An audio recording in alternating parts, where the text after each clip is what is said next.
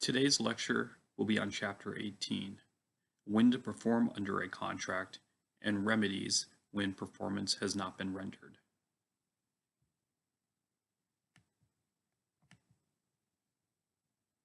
Usually, a party's contractual duty to perform arises at the time the contract is formed, even if the time for performing is at a future date. However, parties may provide that the duty of performance is qualified by the happening or non-happening of some event. That is known as a condition. Conditions can either be expressly stated or implied. An express condition usually has words such as provided that, as soon as, on condition that, if, when, etc. Sometimes conditions will be implied, such as someone's going to paint my house. Well, they're not going to, it's implied that they won't paint my house until they find out what color it needs to be painted. There are three types of conditions. The first and most common type is a condition precedent. Here, the event must occur before the party's duty to perform arises. So, for example, if Tom promises to purchase Mary's race car so long as the car wins the Indy 500, if the car does not win the Indy 500, the condition has not been met. Much more infrequent is what's known as a condition subsequent. Here, the happening of the condition discharges an existing duty to perform. Let me provide an example. Let's say M contacts with J for J to mow M's lawn on July 3rd, the day before the big 4th of July party, so long as it does not rain. Well, what happens? It rains on July 3rd. Thus, the condition subsequent has been met, and thus the happening of this condition, the rain, discharges the prior existing duty of J to mow M's lawn. The third type of condition is known as a concurrent condition. Here, each party must perform at the exact same time, and performance is conditioned on the other party's performance. So, for instance, if I were selling my house, I wouldn't hand over the deed to my house until the other party paid me. The other party wouldn't hand over the money to me until I handed over the deed to the house. The conditions must happen concurrently at the same time.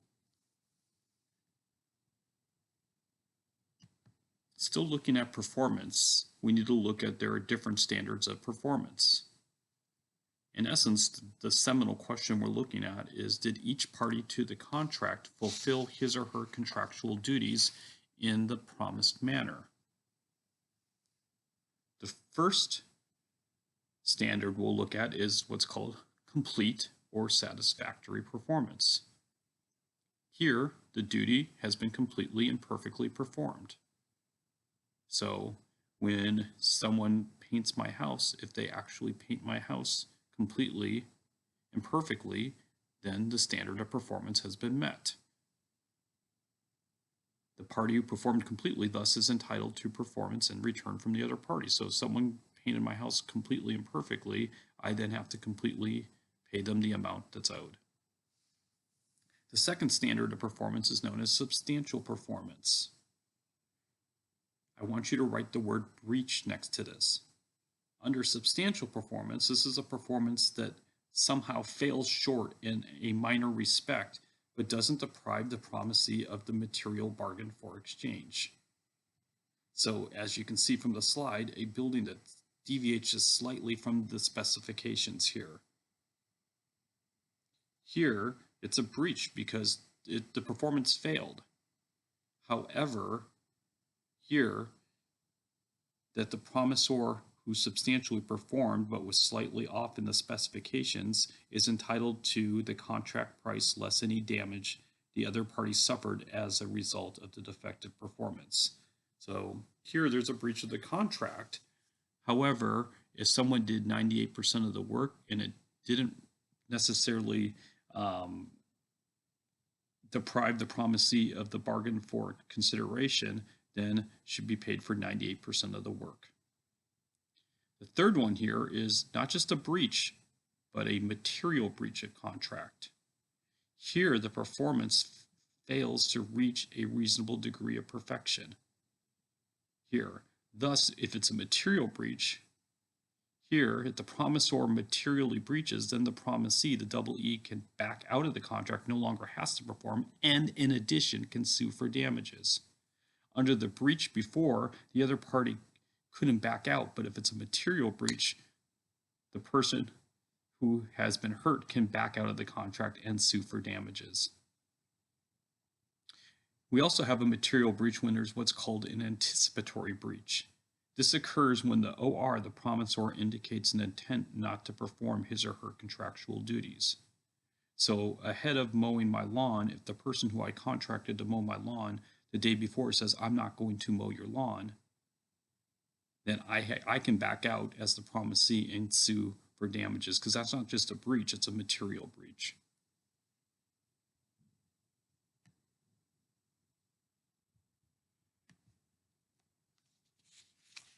Let's talk about some special problems that come up when we deal with performance. The first thing I want to talk about is what's known as personal satisfaction of the promisee. So the promisee can reject performance without any liability to himself or herself, even if doing so is unreasonable if he or she honestly is dissatisfied. Thus, this is very subjective. So if I hire a tailor to make a sport coat to my personal satisfaction, if it's not to my personal satisfaction, then I can back out. So you want to be very careful when you enter into a contract dealing with personal satisfaction, because even if it's unreasonable, the promisee can back out.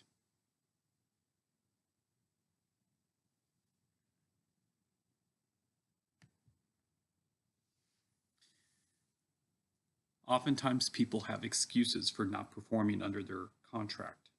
Excuses can fall under two categories: one, prevention, and two, impossibility.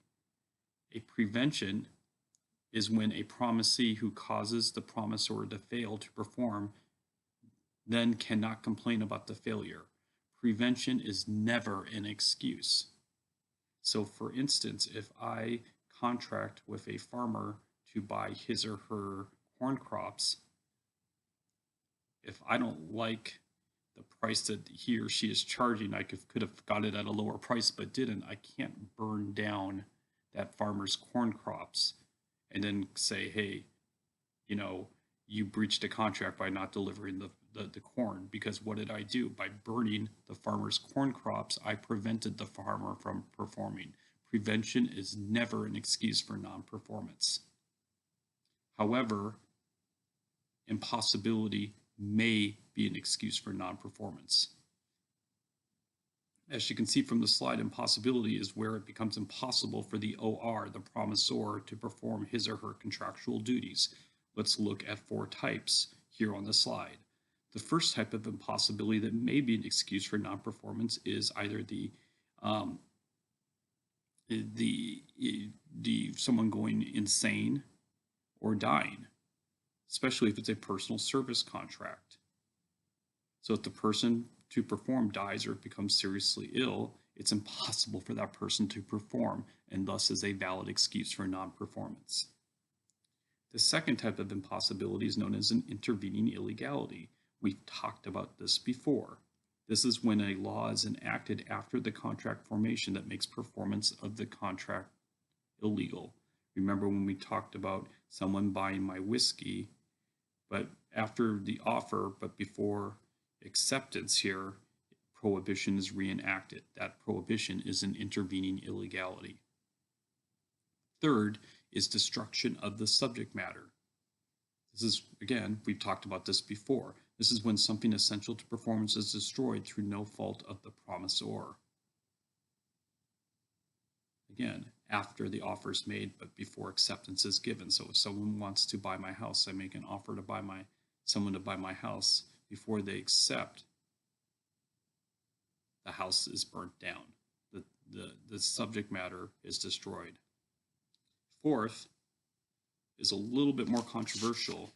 Notice it's not impossibility here, it's commercial impracticability. This is where unforeseen developments make performance unreasonably expensive, and thus it would be impossible to perform. Really, it's not impossibility, and so sometimes the courts will use this as an excuse for non-performance, sometimes the courts will not.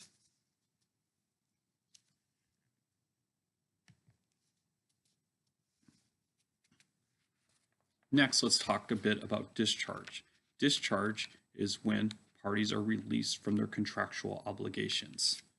The best way, and seems the most obvious way to have discharge, is by performance. So if I offer Frank $500 to mow my lawn, if he mows my lawn, he's performed and thus is released. He's performed and I pay him, I performed. We are now discharged from performance because we've already performed. Besides discharge by performance, there are 4 other ways, as you can see from this slide, that you could have discharge, which means that the parties are released from their contractual obligations. The first type is discharge by agreement. Here, the parties to the contract mutually agree to discharge each other. Usually, this must be supported by consideration. Although under the UCC, the sale of goods is not. We've talked about that before. The second type of discharge is known as discharge by waiver. Here, a party to the contract waives his or her rights to insist on complete performance. So if someone has performed 98% and they still need to perform the last 2%, but I discharged them, then I waived their rights to have to do the last 2%. They've been discharged by waiver. Third type of discharge is known as discharge by altercation. Here, this is the intentional alteration of a written instrument from one party discharges the other party. So again, if I intentionally discharge a document or alter a document, then the other party is discharged from their duty to perform. Final type of discharge is known as discharge by the statute of limitations. Here, a party who fails to perform a duty is discharged if the other party to the contract doesn't sue in a reasonable time or within the statute of limitations. So for instance, if let's say Frank mows my lawn and I'm supposed to pay him $200, I'll always owe him the $200, but he has 3 years to sue me under the statute of limitations. If he doesn't sue me within 3 years, I'll always owe him the money, but it's been discharged because the statute of limitations has run.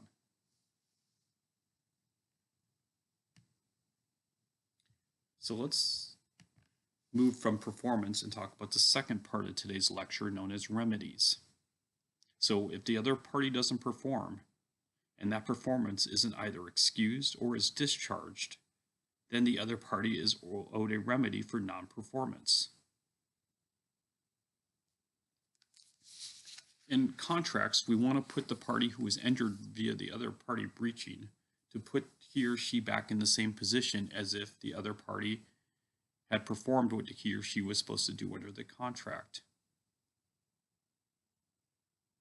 There are different types of damages that can be recovered for non-performance, monetary or non-monetary. Finally, plaintiffs who are injured by the other party because the other party breached the contract have a duty to what's called a mitigate or try to avoid the damages, which means you got to try to avoid damages so long as when you mitigate, it doesn't cause an undue risk, burden, or humiliation. First, risk.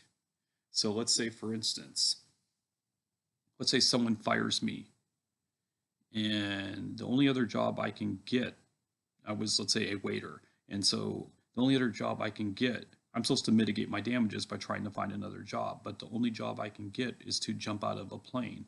Well, I don't have to mitigate here because that would pose an undue risk by jumping out of a plane. Skydiving.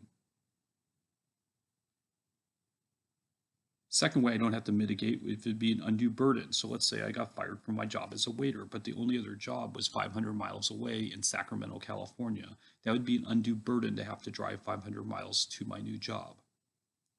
The third way you don't have to mitigate would be an undue humiliation. So I got fired from my job as a waiter. I have the duty to mitigate my damages, but the only job I can find up is dressing up in a chicken suit in front of a Chick-fil-A. That would cause undue humiliation.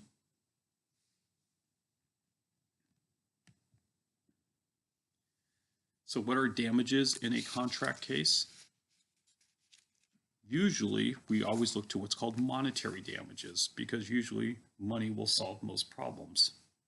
There are 5 different types of monetary damages.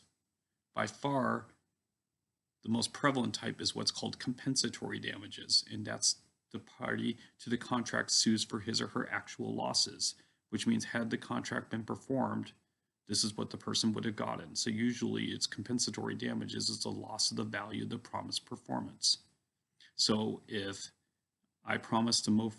Frank promises to mow my lawn for $300 and he mows my lawn and I don't pay him, he's going to sue me because I breached a contract for $300 in compensatory damages. Consequential damages are a little different. These are special circumstances caused by the plaintiff to suffer losses not ordinarily foreseeable as a result of the breach. Consequential damages can only be recovered if the breaching party, the defendant, had reason to foresee them when the contract was created. So let's say I make widgets and I sell my widgets to Mary for $500. And ordinarily, then Mary could then sell her widgets, the widgets I got, to somebody else for $600. So she would make a profit of $100. That's usually the market for widgets. But Mary has a super special buyer who will pay $1,000 for these widgets. So her profits, remember, she bought them from me for $500, she sold them for $1,000. She was going to make $500. Well, she can't sue me for $500. The only she can sue me for is $100 because when the contract was made, it was only foreseeable that when I breached the contract by not delivering the widgets to her, that she would lose $100. The $500 she'd buy them for and the $600 she'd sell them for. It was not foreseeable to me at the time when I made the contract that she would lose $500. So she cannot sue for those consequential damages. Nominal damages are very small damages that are awarded when just a technical breach occurs, but no actual loss results. Usually these will be $1 or less. Far more prevalent is known as a liquidated damages provision in a contract. Here the parties to a contract specify in advance that a specific sum of money is recovered if the contract is breached. Thus, the amount of liquidated damages is the exclusive remedy. So usually you put a provision here and saying if someone breaches the contract, the other party is entitled to $300. Well, that liquidated damages provision is okay and will be the exclusive remedy so far as that amount is reasonable. If it's not reasonable, it'll be considered an unforeseeable penalty and you can't recover that. The final type of damages that you rarely see in contract law, but if you remember, you'll see in tort law, is known as punitive damages. So punitive damages, if you remember, are those to punish the tortfeasor.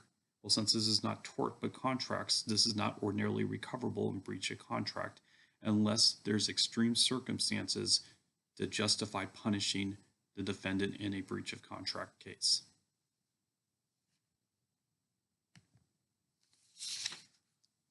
However, sometimes money will not suffice. So when monetary damages will not suffice, then we turn to the second type of remedy known as equitable remedies. Equitable remedies can be granted when money damages are not adequate. We're going to look at 2 types of equitable remedies. First, specific performance, and second, injunction. First, specific performance. This is an equitable remedy when the contract's subject matter is unique. And so here, I don't want the money for the breach of the contract because the contract is so unique. I want the other person to the contract to specifically perform. We're going to look at it from three different perspectives. First, we're going to look at it from real estate. Second, personal property. And then third, which isn't on the slide here, personal services. Well, real estate or real property is unique. Every piece of land is unique. And thus, usually courts will grant an equitable remedy for specific performance, follow through on the contract for real estate.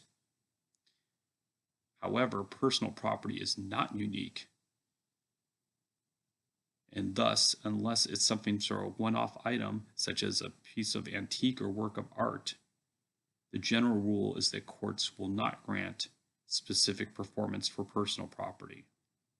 Finally, courts will never grant the remedy of specific performance for personal services, because if someone doesn't want to personally perform under the contract, they shouldn't have to, because that would be tantamount to involuntary servitude.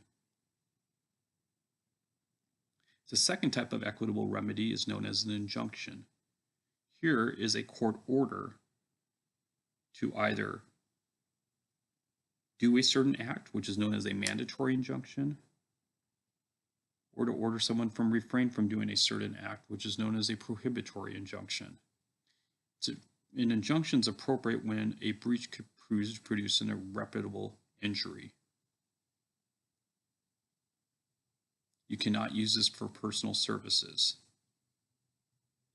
So usually this isn't something contractual nature like we had for specific performance above. The best example I can give was something that happened in our neighborhood a few years ago, where someone was building on the lot below somebody else. So someone was on near the top of the hill, they had a lot, someone right below them was going to build a house, and they wanted to build a 4-story house. Well, they weren't in contract with each other, but so what was going on, the lot below was building such a high house, it impaired the view of the house that was higher up.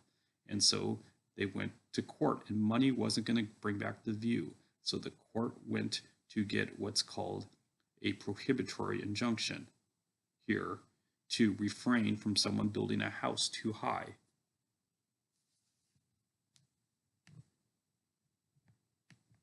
This concludes our lecture on Chapter 18, Performance and Remedies.